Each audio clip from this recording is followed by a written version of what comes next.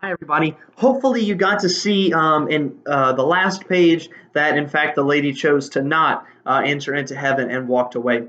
Kind of a sad reality. But then again, we had that confusing scene with the unicorns, and now we are moving on to a conversation with George MacDonald. Now, George MacDonald is first described as a shining god. What does that mean? Does that mean that there are multiple gods? No. What is happening here is that Lewis is channeling the psalmist in Psalm 82, verse 6, where it says, You are gods, you are sons of the Most High.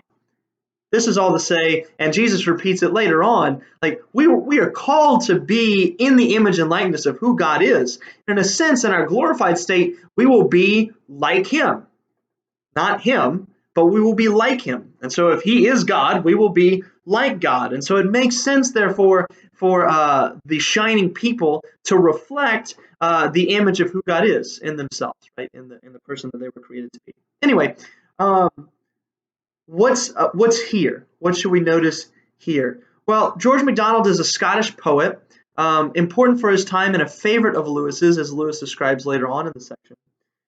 And you should really just know that his poems are rather simple. He was a preacher in addition to being a poet. Yeah, he was a farmer, he was a shepherd. He had a normal life.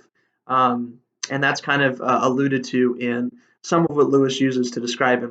But what you're really supposed to get out of this is that George MacDonald is leading our main character, who we're assuming now is C.S. Lewis himself, through heaven in the same exact way that Virgil, Dante Alighieri's hero, led him through hell, purgatory, and heaven. Well, hell and purgatory in Dante's Inferno, Paradiso, and Purgatorio, which are all a part of the Divine Comedy written in the 1500s. So that's what it's an allusion to. That's the main thing that you should be getting out of this is, oh, this journey is kind of similar to that journey that like everybody has kind of heard about.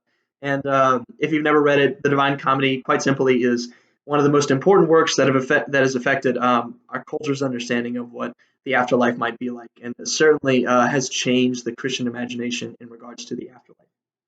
Um, and then finally, a question that we'll answer more on page 23 and 24 is, do the ghosts stay?